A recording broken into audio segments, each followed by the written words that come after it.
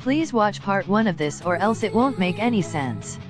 I have no other ideas, so we're doing this again. I'm sorry if you didn't want this. Another thing is that I don't think I was clear enough on why I don't like fanfiction in my first video on this subject, so that'll be something I delve into in this part. So, like I mentioned, my reasons for disliking fanfiction were really not that clear in my previous video on this topic, so I'm going to take note of this and explain it better this time. I worded this previously that headcanons were bad as sometimes they blend in well, which isn't always the case. This can also be the sign that your headcanon works as it's realistic to the story. But when these headcanons are inappropriate, there has to be a line drawn. And this is why I don't like fanfiction.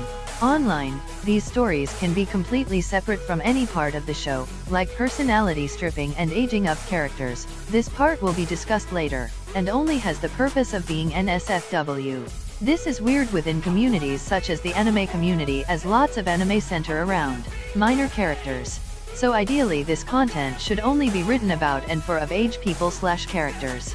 It's also strange if the show or media this was written about has absolutely no correlation to the content portrayed, like how Haikyuu has absolutely no relation to anything sexual, but people seem to theme their stories around the devil's tango, so to speak.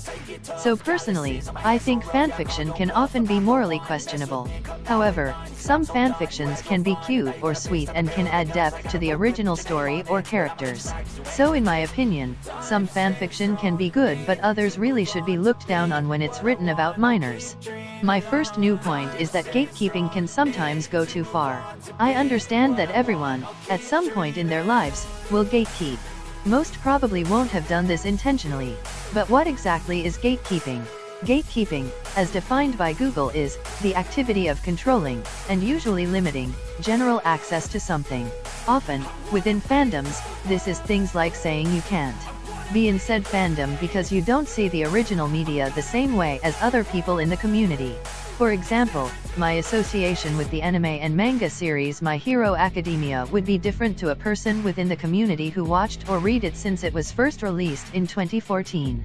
But gatekeeping can make people who already liked a source material draw away from it, as it can easily make people uncomfortable.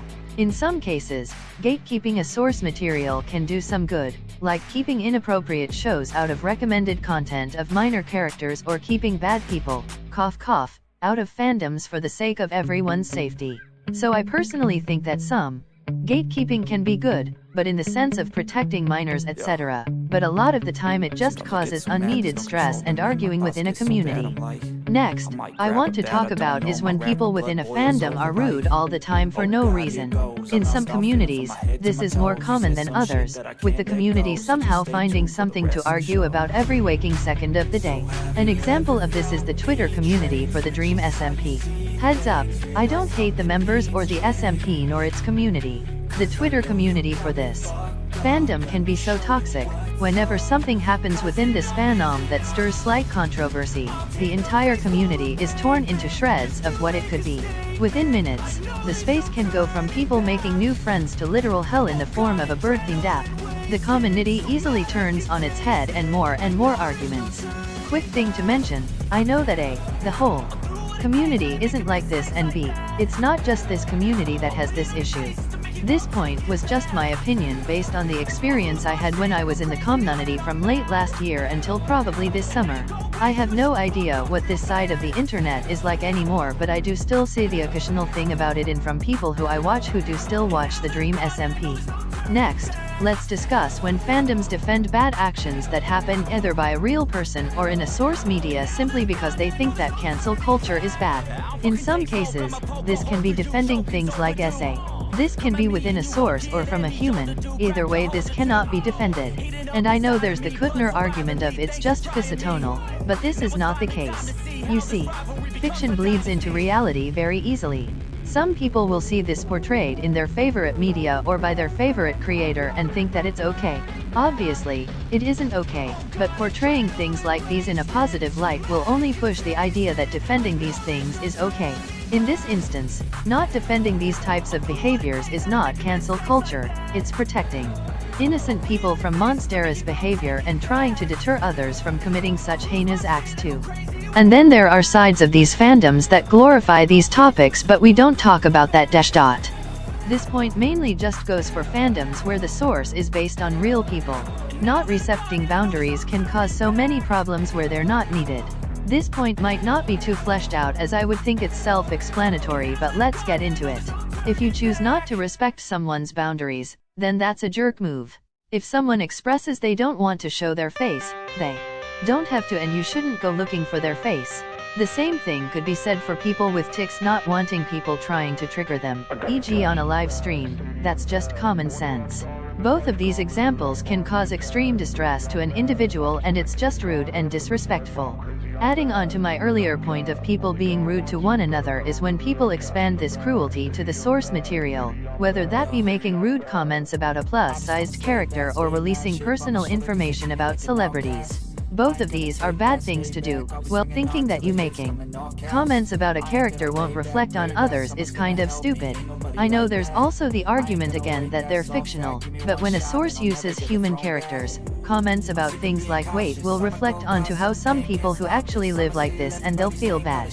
And I shouldn't have to explain why exposing personal information is bad, since I believe anyone who has taken a lesson on computers or internet safety would know this. This is probably just a pet peeve, but I personally dislike when people make a fandom or source their entire personality. Liking something is fine, but when it's taking over who you are as a person, it can be quite annoying for those around you.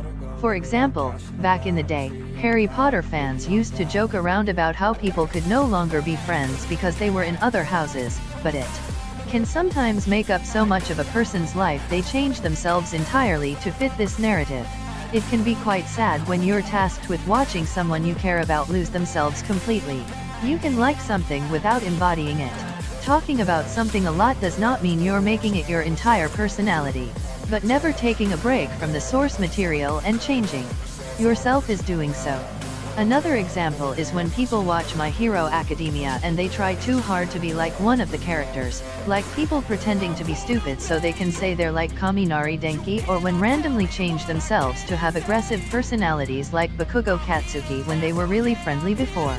I don't know why, but it just really aggravates me.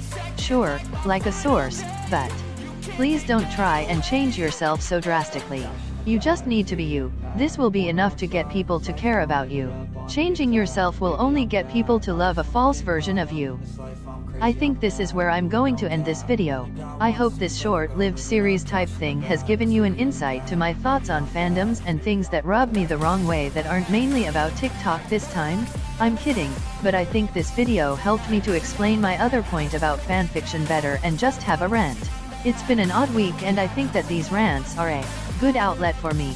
So thank you to those who tune into this outlet.